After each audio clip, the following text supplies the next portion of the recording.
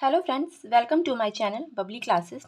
आज सवाल maths book series में ये हमारा क्लास 6 का मैथ्स बुक चल रहा है, जिसमें चैप्टर 3 आज हम स्टार्ट करने वाले हैं। चैप्टर 1 एंड 2 को ऑलरेडी मैंने एक्सप्लेन कर दिया है, वो आप मेरे चैनल की जो प्लेलिस्ट है आर अग्रवाल क्लास 6 में देख सकते हैं। सो होल नंबर हम स्टार्ट करने में से पहले मैं ये बताना चाहती हूँ कि इस चैप्टर में आपको समझना है कि कैसे आप किसी नंबर को मल्टीप्लाई या डिवाइड प्लस माइनस कर सकते हैं। उसमें भी कुछ प्रॉपर्टीज़ होती है, कुछ ट्रिक होता है जिससे आप इजीली कोई भी नंबर्स को जो भी हो प्लस माइनस इंटू डिवाइड कर सकते हैं। सो उसी को स्टार्ट करते हुए आज जो मैं स्टार्ट करने जा रही हूँ वो है properties of multiplication. Properties of multiplications में भी हमारे पास जो है 5 प्रॉपर्टीज़ पढ़ने हैं। उससे आपको समझ में आएगा कि कोई भी मल्टीप्लिकेशन का आप सम करते हैं तो उसमें ये पाँचों चीज़ जो होते हैं में से कोई भी एक चीज़ एप्लीकेबल होता है। जैसे कि मेरा जो आप देख सकते हैं, मैंने ऑलरेडी जो है पाँचों प्रॉपर्टीज़ लिख के रखे हुए। सो फर्स्ट जो है एसोसिएटिव प्रॉपर्टीज़। एसोसिएटिव प्रॉपर्टीज़ में क्या होता है, जैसे अगर आप देख रहे होंगे ए इंटू बी इंटू सी, जिसमें ए भी आपका फर्स्ट ब्रैकेट में है। सेम चीज़ मैंने यहाँ पे भी इक्वल टू के बाद भी सेम वेरिएबल यूज़ किया है, मीन्स ए बी सी ही यूज़ किया है। बट इस केस में क्या है, मैंने ए बी को फर्स्ट ब्रैकेट में डाला है और इस वाले केस में बी सी को डाला है। तो फिर भी क्या हुआ, ये दोनों हमारा इक्वल टू है, मतलब दोनों ही इक्वल होता है।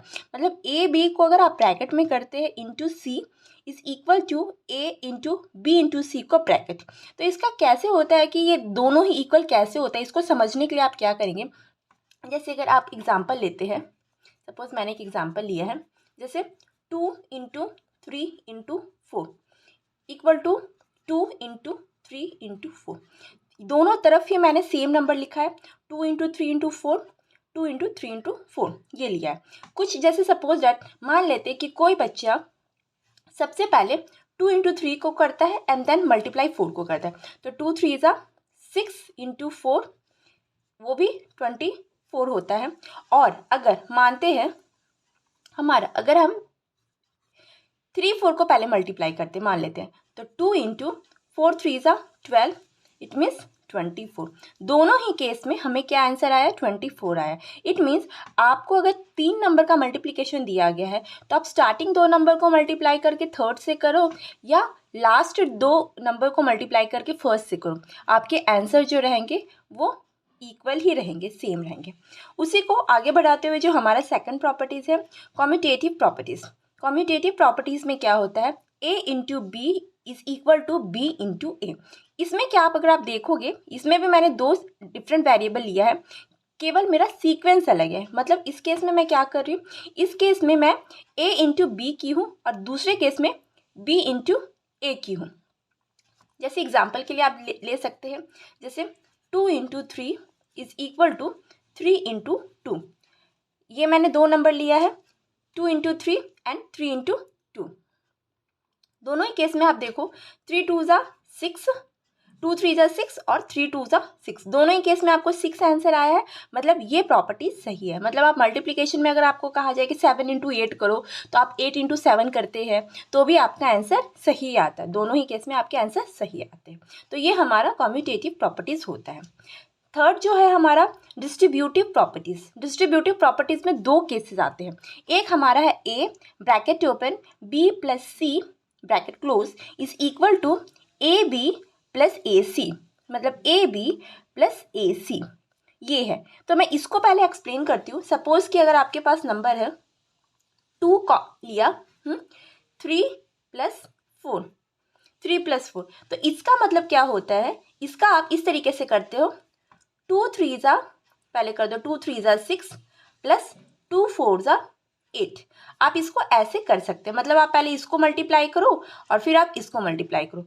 ये मतलब इसमें जब हम कॉमन निकालते हैं, कॉमन वाला अगर आप सम निकालोगे उसमें आपको ये यूज़फुल रहता है। तो आप पहले 2 को 3 से मल्टीप्लाई करो, फिर 2 को 4 से मल्टीप्लाई करो, इट मीन्स हमारा आंसर 14 आता है। वही चीज़ को अगर यहाँ करते हैं, अगर सपोज कि यहाँ माइनस का केस है, तो ए ब्रैकेट ओपन बी माइनस सी, तो मीन्स ए बी माइनस है माइनस ए सी।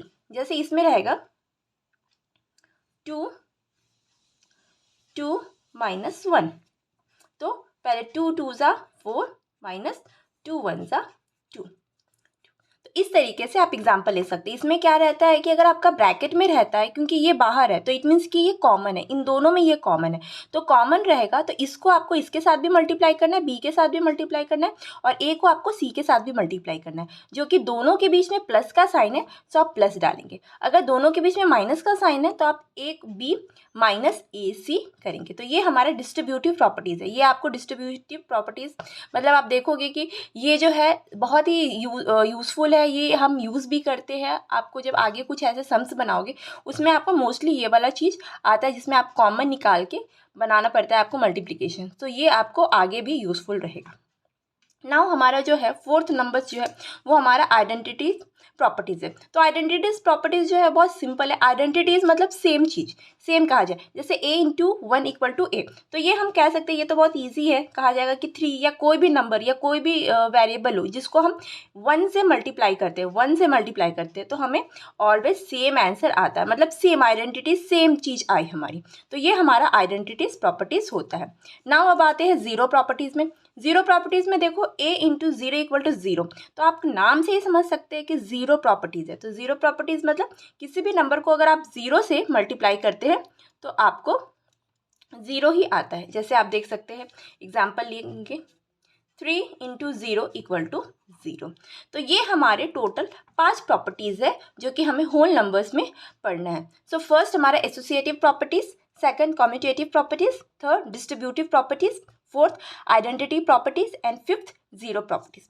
ये दोनों जो है मोस्टली इजी है, जो हम समझ में आ जाता है ईजिली।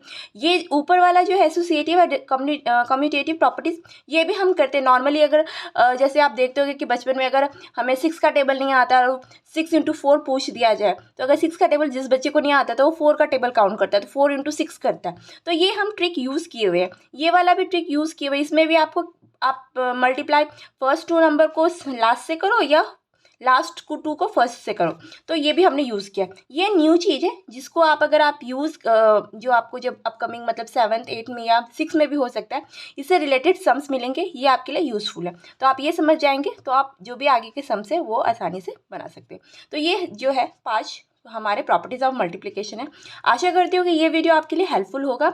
आज से बाद मैथ्स बुक सीरीज़ जो है मेरे इस चैनल पे चल रहा है, जिसमें 6, 7, 8, 9, 10 के मैं वीडियोस डालती रहती हूँ। ऐसे अभी मैंने 6, 7, 8 के स्टार्ट किए हैं, बहुत जल्द 9 एंड 10 का भी मैं स्टार्ट करूँगी। मेरे चैनल पे जब भी मैं न्यू वीडियो डालूँ उसके नोटिफिकेशन पाने के लिए आप मेरे चैनल को सब्सक्राइब कर सकते हैं, और वीडियो पसंद आया तो लाइक कर सकते हैं। कोई भी सजेशंस हो तो प्लीज़ कॉमेंट बॉक्स में ज़रूर मैंशन करिएगा। मैं अपने वीडियो को या जो भी अपने कंटेंट को है उसको समझाने की, जिससे आपका बच्चा अच्छे से समझे, उसकी पूरी कोशिश करूँगी। सो आज के लिए इतना ही। Thank you.